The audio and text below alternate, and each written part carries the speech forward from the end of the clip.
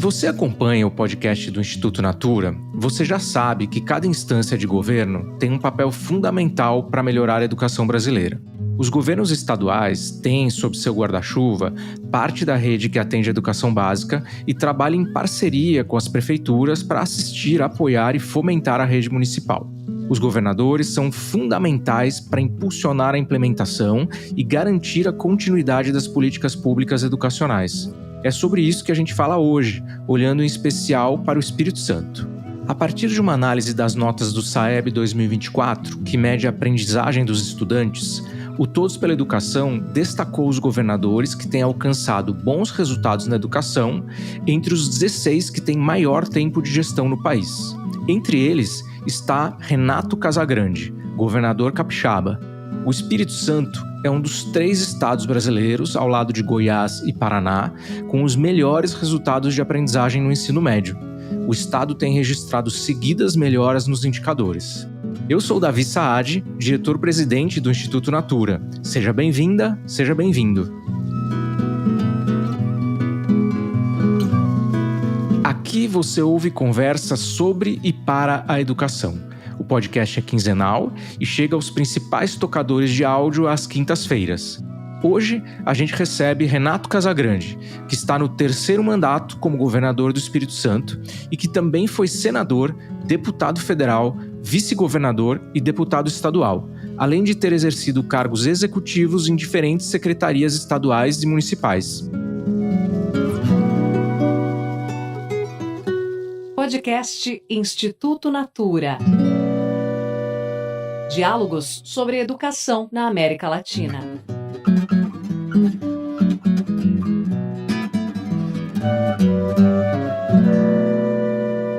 Governador, seja muito bem-vindo a esse podcast. Muito obrigado pela sua presença aqui, por esse tempo para trocar uma ideia com a gente. Obrigado, Davi. A alegria está com vocês. Governador, a gente já olhou aqui nesse podcast para diferentes atores da educação brasileira, mas muita gente, inclusive eu, acredita que os governadores têm um dos papéis assim como mais fundamentais nesse processo de transformação da educação brasileira. Então, minha primeira pergunta para a gente já começar essa conversa é: o senhor acredita que os governadores têm um papel realmente importante para melhorar a educação básica no país? E qual seria esse papel? Papel muito importante, sim, Davi, porque é preciso que o governante enxergue a função estratégica da educação e o caminho de prosperidade que ele pode ofertar às pessoas que ele está representando, ou que a governadora está representando, mas é um papel importante de acompanhamento, não só deixar por conta do secretário ou da secretária de educação, da equipe da educação, mas ele se interessar efetivamente pelo desempenho da educação, conhecer as escolas e saber tudo o que é necessário para poder fazer um acompanhamento pessoal desta área. Eu faço aqui um acompanhamento pessoal de todo o trabalho na área da educação, tenho reuniões periódicas com a equipe da educação e também é muito importante que o governante entenda que ele não é responsável apenas pelos estudantes, pelos alunos e alunas do seu governo, ele é, de alguma maneira, responsável pelos todos os alunos do Estado, independente se é do Estado ou do município, ou mesmo do setor privado, ou do governo federal. Acho que esse acompanhamento é importante. Nós não podemos deixar ninguém para trás, né? Não é possível que a gente vá avançando com as escolas do governo do Estado e vai deixando os municípios, por exemplo, para trás. Por isso que o Pacto pela Aprendizagem aqui no Estado é um pacto que tem dado certo e tem produzido muitos resultados. Então, eu compreendo efetivamente o papel que o governante tem e quando você vincula, por exemplo, a receita lá do município com o desempenho da educação, é uma demonstração clara de que o governo do estado está puxando junto ou buscando puxar junto os municípios para que todos tenham a capacidade de evoluir na área educacional. Essa questão de que o governador tem responsabilidade, enfim, pelos estudantes do Estado, né, não necessariamente só da rede estadual, é relativamente novo, né? Assim, eu acho que de uns 10 anos para cá é que, na minha opinião, isso começou a ser mais dito. Claro que já alguns estados e alguns governadores já tinham isso faz algum tempo, mas como uma coisa mais comum é mais recente, né? O senhor também viu isso acontecer ao longo do tempo? O senhor sente que isso está mais forte nos outros estados também? Sim, está mais forte sim, Davi, porque nós passamos a ter, praticamente todos os estados, um acompanhamento de instituições, como o Instituto Natura, por exemplo, que nos ajuda aqui, nos ajuda e ajuda diversos outros estados. Então, o debate sobre o conceito de educação, de políticas públicas na área educacional, um debate que fez um alargamento dessa visão, né? Permitiu que a gente compreenda o todo, não só a preocupação ali o seu interior, a sua casa, né? Tem uma preocupação com a vizinhança também. Então, a gente hoje tem uma preocupação com todo mundo, assim. É muito relevante aquilo que nós, aqui no Espírito Santo, o governo do estado, faz com os municípios, seja repasse de recursos através do fundo ligado ao Pacto pela Aprendizagem, para poder fazer escola nova, reformar a escola, comprar equipamento, treinar professor, qualificar professor, e a gente poder repassar recursos para que o município possa ter educação em tempo integral. Nós, assim, nós avançamos muito a educação em tempo integral aqui no governo do estado, mas os municípios estavam ficando para trás, né? Porque não tem recurso, não tem dinheiro, às vezes, para poder fazer a contratação de mais professores, estender ou ampliar sua área física da escola. Então, nós estamos fazendo muito isso aqui. A gente repassa R$ 3.000 para cada aluno, para que o município possa abrir vagas de educação em tempo integral. A gente trabalha com escola que tem bom desempenho para poder apoiar a escola que tem desempenho ruim. É esse programa Escola que Colabora, que é um programa importante para nós. Acho que o debate que a gente faz dentro da estrutura do governo do Estado e a sociedade que se organizou em diversas instituições, isso abriu a cabeça dos gestores. Isso estabeleceu um novo conceito de gestão no comando dos governos estaduais. Então, isso tem dado resultado. E a minha impressão é que nós vamos avançar cada vez mais se a gente continuar nesse caminho. Governador, vou até dar o meu depoimento aqui. Eu acompanho o trabalho da educação em vários estados e eu realmente sinto que a discussão no Espírito Santo em relação a políticas públicas educacionais está num nível bastante elevado, o que é muito bom. E eu até queria entrar um pouquinho mais, então, na questão do Espírito Santo em si, né?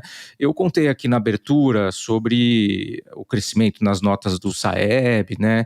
Que é um índice de aprendizado, e o quanto vocês também estão avançando no ensino médio e também nas outras etapas que não necessariamente são responsabilidade direta do Estado, como você contou.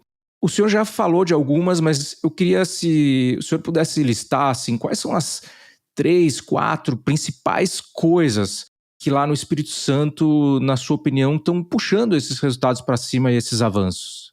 Veja que os resultados divulgados neste ano, tendo como base 2023, o Estado alcançou uma posição boa. Nos anos iniciais do ensino fundamental, nós ficamos em quinto lugar no Brasil, e nos anos finais do ensino fundamental, ficamos em terceiro. E no ensino médio, quando você junta as escolas sem formação profissional e as escolas com formação profissional, a gente ficou em primeiro lugar.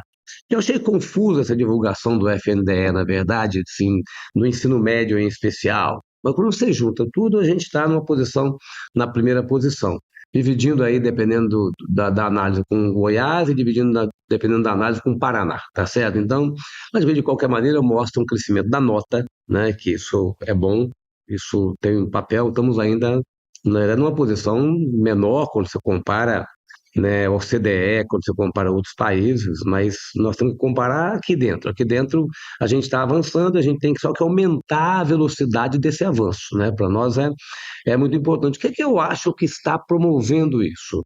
Primeiro, assim, o avanço que a gente teve na educação em tempo integral. Nós conseguimos chegar aqui praticamente a 60% das nossas escolas a partir do ano que vem, 2025. Estamos abrindo mais 30 escolas agora, vamos chegar a 214 escolas. Estão chegando quase a 60% das nossas escolas com educação em tempo integral. Isso é importante. Nós temos praticamente 33% da nossa escola com formação profissional. Isso atrai as pessoas, né, para as escolas e interessa aos estudantes pela educação. Nós estamos fazendo um investimento muito, mas muito forte em infraestrutura, que também é importante, porque você tem um bom auditório, você tem laboratório, você tem escola com ar-condicionado, uma condição física adequada, de estrutura física adequada para o aluno, para o professor, para a professora, Isso cria uma relação de vontade das pessoas estarem na escola, tá certo? Assim, então, isso também colabora e nós temos junto com isso o investimento na escola do futuro, que é investimento em tecnologia, em, né, internet de boa qualidade nas escolas. Então, o ambiente, se ele tem isso em casa, ele vai ter na escola. Se ele não tem em casa, ele tem na escola. Então, assim, e a presença dele por um tempo maior na escola, né, para ele fazer projeto de vida, para ele poder pensar no seu futuro, né, tudo isso cria uma relação das pessoas gostarem de estar na escola. Acho que esses são essa criação desse ambiente, com um professor mais valorizado, reconhecido, né, com um ambiente adequado de trabalho, com uma presença da estrutura de governo, da autogestão nas escolas, nas reuniões, participando. Acho que esse ambiente que a gente constrói é que produz aí uma sinergia boa e que produz esse bom resultado. E tudo isso que o senhor comentou são políticas complicadas de se implementar, né? Não é nada simples. E eu fico querendo sempre saber, quando o governador define que uma política é prioridade, realmente assume a liderança, o senhor acha que essa política realmente avança mais rápido? Quando o governador dá uma prioridade, isso realmente tem um avanço diferente? Muito, muito diferente. Sim, é preciso, assim, quem está na política, quem está na vida pública, quem disputa mandato, quem chega ao governo do Estado, tem a alegria e a honra de governar o Estado pela terceira vez. Na hora que você define uma prioridade, o governador puxa para o seu gabinete esse assunto, de fato, a velocidade aumenta e os resultados aparecem. Não é fácil fazer esse resultado em 4 anos, né, quando você tem continuidade de políticas públicas e com um governante dando prioridade, trazendo para cá, aqui para este ambiente do Palácio Anchieta, trazendo o debate, cobrando o resultado, no dia a dia, conversando com o secretário e com a equipe da educação, cobrando por que não fez isso e por que nós não chegamos ainda a esse ponto, parabenizando por aquilo que alcançou. Então, o papel do líder é um papel muito importante. Do mesmo jeito que o seu secretário, a sua secretária precisa estar rodando, né, as escolas, rodando a superintendência de educação, vendo o que está acontecendo. Porque no governo, por mais organizado que ele seja, por mais tecnológico que ele seja, não é apenas você apertar um botão, dar um comando e achar que aquilo vai funcionar. Você tem que apertar o botão, no outro dia ver se aquele botão causou algum efeito, e ligar para o secretário vai ligar para as pessoas, vai cobrar, aí você tem uma reunião periódica de acompanhamento do resultado. Então, o nosso planejamento aqui permite que o governador acompanhe as principais áreas, as áreas mais estratégicas, e acompanhe os resultados, com reuniões periódicas. Então, a educação é um trabalho. Nosso caminhar agora é a gente tentar fazer com que as nossas escolas tenham toda a capacidade de avançar na área de tecnologia. Nós estamos agora contratando formação dos professores em inteligência artificial, porque do mesmo jeito que educação, se você não tiver educação de qualidade para todo mundo, cria um furto e uma separação de quem recebe educação de qualidade e quem não recebe educação de qualidade, a distância aumenta muito. Também a tecnologia é isso. Se você tem um professor que entende de inteligência artificial e outro que não entende, esse professor que entende, ele vai ter um desempenho e uma produtividade muito maior. Você tem um aluno que domina um pouco a inteligência artificial e outro que não domina nada, esse aluno vai ter capacidade de avançar muito mais rápido nas suas tarefas, né, no seu conhecimento. Então, o desafio que a gente tem é fazer com que a gente tenha educação de qualidade e que a gente incorpore os avanços tecnológicos que acontecem com muita rapidez para que a gente não tenha excluídos, né, de pessoas que não dominem a tecnologia no dia de hoje. Perfeito. Governador, o senhor mencionou essa questão das reuniões periódicas. Eu fiquei curioso para saber como é que essa relação do governador com o secretário de Educação, né? Como é que funciona isso lá no Espírito Santo? Vocês têm uma governança frequente? Como que funciona essa relação com o secretário? A gente tem um modelo de gestão, Realiza Mais, que é liderado pela Secretaria de Planejamento, que faz o acompanhamento daqueles projetos que nós marcamos como estratégicos, né? E na educação, diversos projetos são projetos estratégicos, como falei aqui, Educação em Tempo Integral, Escola do Futuro, o FUNPAES, o PROET, que dá apoio à educação em tempo integral nos municípios, né? Então, a gente tem diversos projetos que são a Escola que Colabora, que são projetos prioritários, estratégicos, e que nós, então, trazendo aqui para o gabinete o acompanhamento desses projetos. Tem uma equipe na Secretaria de Planejamento que acompanha o dia a dia, que se reúne com as equipes das secretarias, e eu, de tempo em tempo, me reúno aqui no gabinete com essas equipes, para poder fazer o acompanhamento e eles prestarem contas para o governador daquilo que nós estamos fazendo. Então, é um nível de acompanhamento profissional, tanto é que o nosso modelo de gestão é um modelo sempre reconhecido, os concursos que tem, os debates que tem, o modelo de gestão nosso está sempre muito bem posicionado, porque isso permite que a gente, de fato, possa alcançar resultados com esse nível de acompanhamento. Porque, como eu disse, na administração pública não basta você definir que vai fazer e dar ordem para fazer, você tem que fazer este acompanhamento, né? Não é só na administração pública, em tudo quanto é lugar, mas na administração pública a burocracia ela é uma necessidade. Então, se ela é uma necessidade para controle de processo, você só vence a burocracia se você fizer esse acompanhamento e incorporar técnicas que possam diminuir a burocracia. Então, é dessa forma que a gente faz aqui no Estado do Espírito Santo. Acho que está dando para ver que não é por acaso que o Espírito Santo tem tido esses resultados, né? Um governador que se importa com o tema, que acompanha, um secretário realizador, é muito bom. Fico feliz em escutá-lo, governador. Queria fazer uma pergunta aqui que vai ser meio longa, mas eu peço que o senhor e os ouvintes me acompanhem um pouquinho. Ao mesmo tempo, governador, que a gente celebra esses avanços, né, que são muito importantes, como o senhor próprio já falou, o caminho ainda para uma educação de qualidade comparável com outros países é longo, né? Ainda temos um caminho para avançar, né? No ano passado, o professor Reinaldo Fernandes, governador, e sua equipe, a pedido do Instituto Natura, eles criaram um indicador chamado Índice de Inclusão Educacional, que a gente chama de IIE. Esse indicador mostra a proporção de indivíduos de uma geração que consegue terminar o ensino médio com até 1 ano de atraso e com proficiência básica em matemática e português. Ou seja, ao invés de ficar olhando as etapas, só ensino médio, só ensino fundamental 2, ele olha tudo, né, a educação básica como um todo, e ele olha uma geração inteira. Na primeira temporada aqui do podcast, a gente fez um episódio contando mais esse índice com o próprio professor Reinaldo Fernandes, então fica a dica aqui para os ouvintes, para quem quiser conhecer melhor. Esse índice de inclusão educacional do Brasil foi de 19% em 2019. A gente usa o dado de 2019, governador, porque esse indicador se baseia no SAEB, que é bianual. O ano de 2021 foi um ano meio atípico por causa da pandemia e os microdados de 2023 do SAEB ainda não saíram. Então a gente usa o dado de 2019. Então esse dado foi de 19%. O que significa isso? Significa que só 19% das crianças que entraram no sistema educacional brasileiro lá atrás, né, e que deveriam ter se formado em 2019, só 19% realmente conseguiram se formar no tempo adequado com um nível de qualidade acima do básico. Uma coisa extra é que mesmo os estados com os melhores resultados, né, e o Espírito Santo claramente é um desses estados com os melhores resultados, como o governador contou aqui, não passaram de 25% desse número em 2019. Isso significa que um número muito grande de crianças, mais de 70%, que entraram no sistema educativo ou nem conseguiram finalizar o ensino médio no tempo adequado ou finalizaram com um nível de qualidade abaixo do aceitável. Claro que esse é um dado do passado, porque olha a geração que deveria ter se formado em 2019, não a geração que está entrando agora.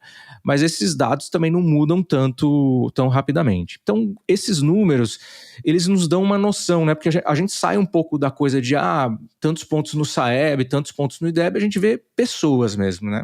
E esse número mostra pra gente que a gente está longe aí de realmente chegar onde a gente gostaria de chegar.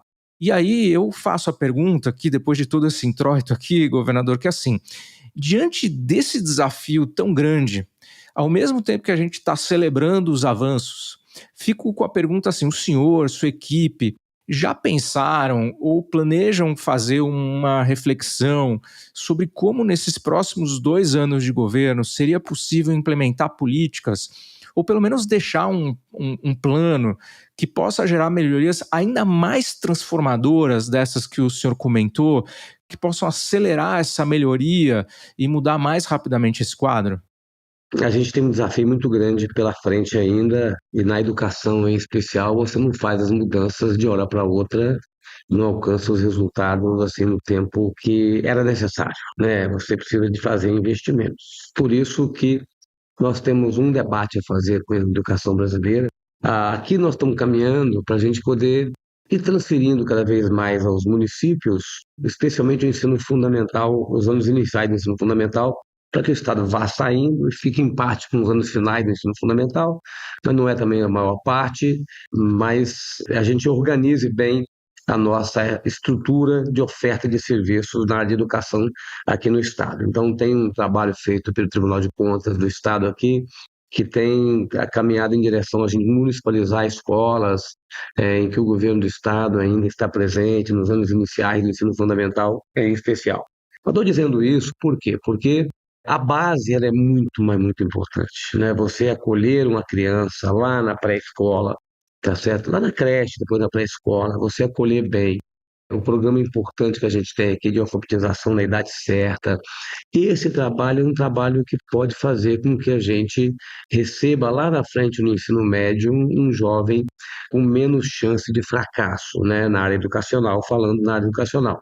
O município é o ente da federação que fica mais tempo com o aluno, tá certo? Com a criança, vamos dizer assim, com o jovem, com o adolescente. Geralmente ele assume na creche, depois na pré-escola e vai nos anos iniciais, vai até os anos finais, em muitos municípios, anos finais do ensino fundamental. Não, é o maior tempo da escola fica com o município. E o município, muitas vezes, não é o ente mais bem preparado para ofertar o serviço. Tá? Então, fortalecer o município nessa prestação de serviço educacional e reconhecer que a gente tem que aportar financeiramente recursos para ele, para que eles possam, por exemplo, aumentar o número de escolas em tempo integral, né? Fortalecer a formação dos professores. Isso é importante para a gente poder aumentar esse percentual que o professor Reinaldo aí identificou nessa pesquisa que vocês contrataram, né, dele. Então, assim, temos muitas coisas para continuar fazendo no ensino médio, tá certo? Mas fortalecer a base e fortalecer essas políticas de coparticipação, de compartilhamento com os municípios, é importante que os governos possam fazer isso cada vez mais com os prefeitos e com as prefeitas. Obrigado pela resposta, governador. Depois de uma pergunta difícil, vou para uma fácil agora. Recentemente, o senhor recebeu uma delegação da Colômbia, governador, não sei se o senhor está lembrado, que esteve no Espírito Santo para conhecer a experiência do ensino médio no estado, né? Inclusive, um pouco do ensino médio integral, aí, como o senhor comentou, já está virando uma referência internacional. E eles têm olhado, assim, fora do país, né? A gente que acompanha outros países tem olhado com atenção essas experiências bem-sucedidas, porque eles estão trabalhando lá na Colômbia também para fazer que o ensino médio seja obrigatório no país, que ainda não é lá na Colômbia, né?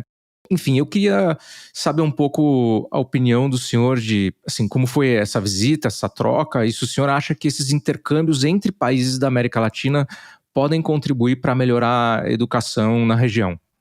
Foi muito bom recebê-los aqui. O secretário Vitor esteve com eles por 2 dias, apresentando a nossa política, nossos projetos, nossos programas, então foi bom. Eu não tinha uma ideia concreta de que a Colômbia não tinha um ensino médio, não é obrigatório o ensino médio, né? E eles também muito interessados, né, para ver como é que a gente está desenvolvendo aqui.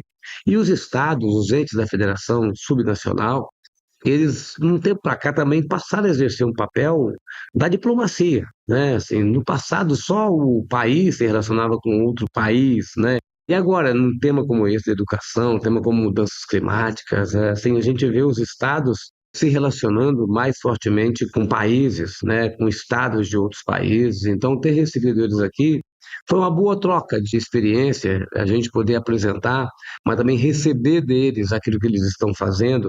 Isso ajuda muito. E a gente fortalecer a integração latino-americana, no Brasil, com os demais países latino-americanos, tem uma dificuldade da língua, né? Porque o nosso país aqui é o único da língua portuguesa, outro língua espanhola.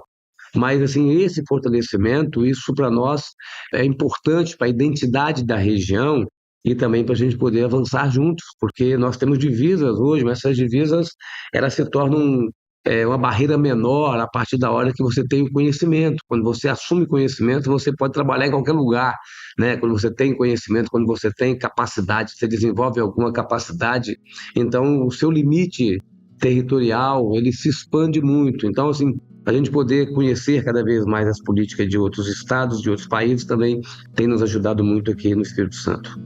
Muito bom. Governador, eu tenho uma última pergunta aqui que eu sempre faço para todos os convidados no podcast, mas antes dessa última eu queria fazer uma outra pergunta, começando por um depoimento meu. Eu acompanhei aí no Espírito Santo, antes do seu primeiro mandato desse ciclo agora, né, a transição entre o governo anterior e o seu. E eu me lembro que em uma conversa nós falávamos sobre a continuidade das políticas do governo anterior. E você em algum momento falou, olha, o que for bom, o que estiver funcionando, a gente não só vai continuar, mas a gente vai avançar mais, vai fazer melhor. A nossa questão aqui não é do governo, a nossa questão é do Estado. E isso não é muito comum. E eu queria, primeiro agradecer a seriedade e parabenizar a sua visão, mas também entender um pouco a sua opinião sobre essa questão da continuidade das políticas intergovernos. Sabe, tempo de governo é muito pequeno. 4 anos de governo passa muito rápido, tá certo? E não dá para você consolidar tudo em 4 anos. Então, se alguém governa 4, ele governa fazendo muitas coisas, mas deixando mais coisas plantadas do que realizadas, né? Quando você governa 8, você já consegue colher frutos maiores. Mas isso tudo é uma sequência. Como eu governei de 2011 a 2014, depois voltei em 2019, é perceptível que as políticas que nós tivemos continuidade, elas avançaram. A educação é um exemplo, tá certo? A gente teve continuidades e aperfeiçoamentos, né? A área de segurança pública, quando não houve continuidade, o Estado chegou aqui a uma crise em 2017, por falta de continuidade em políticas públicas. Então, tudo aquilo que tem continuidade e que você procure acumular e aperfeiçoar, isso vai produzindo resultado. Eu não tenho nenhuma dúvida que o Estado do Espírito Santo, pelo nível de organização que nós temos, nós somos um Estado nota A em gestão fiscal desde 2012, quando eu governei o Estado pela primeira vez. Isso produz resultado porque nós somos o Estado com menor mortalidade infantil do Brasil, nós somos o Estado que está bem posicionado na área da educação, nós somos o Estado com boa segurança alimentar, nós somos o Estado com capacidade de investimento, o maior percentual de investimento em infraestrutura do Brasil é nosso, aqui do Espírito Santo. Então nós somos o Estado que temos uma carga tributária pequena, menor do que outros estados, nós mantivemos 17% do ICMS. Então, estou dizendo que quando tem continuidade, os resultados vão aparecendo. Você não resolve todos os problemas, mas você, né, vai acumulando e vai melhorando a qualidade de vida das pessoas. E nós queremos aqui ter um excelente IDH, nós temos que ter qualidade de vida. O que a gente quer aqui no Espírito Santo, e qualidade da educação é fundamental para isso, que nós queremos num estado de população pequena como o nosso, nós temos 4 milhões e 100 mil habitantes aqui, o que nós desejamos aqui é ser um estado eficiente, competitivo e que a gente possa ofertar qualidade de vida para quem mora aqui. Se a gente oferta para quem mora aqui, nós vamos ter muitos visitantes aqui e isso vai fortalecer o turismo. Então, para nós, essa continuidade é importante. Hoje, o grande debate que você faz aqui no Espírito Santo é o que vai ser depois de 2026, porque termina um período, né, de governo e as pessoas já estão preocupadas, porque como vai ser, né, o período pós-2026. Então, é fundamental que a gente dê sequência, independente de quem governa, de qual partido governa, de qual ideologia governe, mas que dê sequência à organização do Estado. O Estado organizado produz resultado para a população. Excelente. Então, na esteira desses bons resultados e essas boas falas, queria fazer então essa última pergunta que, como comentei, a gente faz em todo o podcast, governador, que é: o que, na sua opinião, é possível sonhar, uma mistura de sonho com o que é viável, né, para a educação brasileira daqui a 10 anos? Qual que o senhor acha que é o sonho possível para a educação brasileira? Olha, o sonho possível é você não ter ninguém fora da escola. Esse é o sonho possível, fazer busca ativa, jogar peso nisso, mesmo com a escola que não tenha tanta qualidade, é muito melhor o aluno estar dentro de sala de aula. Então, assim, busca ativa, a gente deve jogar peso para que todas as crianças estejam na sala de aula, que a gente tenha vaga de creche para todas as crianças. Então, isso é possível que a gente possa ir alcançando nesses próximos anos, porque você começar com a criança na creche, depois na pré-escola, a vida dessa criança pode mudar para sempre. Quem não tem a oferta de educação está condenado muitas vezes a ficar pobre para o resto da vida e ver suas próximas gerações também estarem no mesmo ambiente de pobreza e sem dignidade. Então, assim, isso é possível que a gente continue, que a gente faça um grande mutirão pela educação, especialmente no acesso à escola e na busca ativa, para que ninguém fique fora da sala de aula desde os primeiros meses e anos da sua vida. Isso é totalmente possível. A outra possibilidade que nós temos nos próximos 10 anos é a possibilidade da gente ter a oferta para quem quiser de formação profissional integrada ao ensino médio. Acho que é totalmente possível para a gente ofertar isso para a população brasileira, que precisa cada vez mais de mão de obra com qualidade, cada vez mais de gente que possa ter renda, né, ter dignidade, formação profissional, dar a essa pessoa renda, mesmo que não seja um emprego, mas é uma oportunidade de renda que a pessoa tem que ter para poder ter dignidade e levar dignidade à sua família. E a gente, naturalmente, não vamos alcançar, o Estado vai alcançar, mas os municípios não conseguirão alcançar a meta do Plano Nacional de Educação do tempo de escola em tempo integral. Então, eu tenho acompanhado, não tenho visto que os municípios tenham capacidade de acompanhar, porque o prazo termina agora, mas a gente deve continuar perseguindo, né, uma presença e uma permanência maior dos alunos e das alunas nas salas de aula. Perfeito. Ninguém para trás, ensino técnico e educação integral para todo mundo. Concordo 100%, governador. Olha, eu agradeço muito aqui esse bate-papo, governador, foi muito interessante. Agradeço o seu tempo e o trabalho que o senhor vem fazendo pela educação. Obrigado, Davi. E parabéns também pelo trabalho que o Instituto faz e pela parceria que tem aqui junto conosco. Obrigado e um abraço a todos vocês. Obrigado, governador. Até a próxima. Obrigado por ouvir mais esse episódio. Deixo um agradecimento também às consultoras de beleza e à equipe de Natura Crer Pra Ver. O Instituto Natura está nas redes sociais. Lá você encontra mais informações sobre o podcast e sobre o trabalho do Instituto. Este podcast é uma produção do Estúdio Guarda-Chuva para o Instituto Natura. A sonorização e a mixagem são do Pedro Yangsur. A trilha sonora é da Estela Nesrini e da Todo Canto Produção Cultural. Pelo Instituto Natura, a coordenação de comunicação é da Raquel Mello e a Regiane Puges é coordenadora de inteligência estratégica. Até daqui a 15 dias!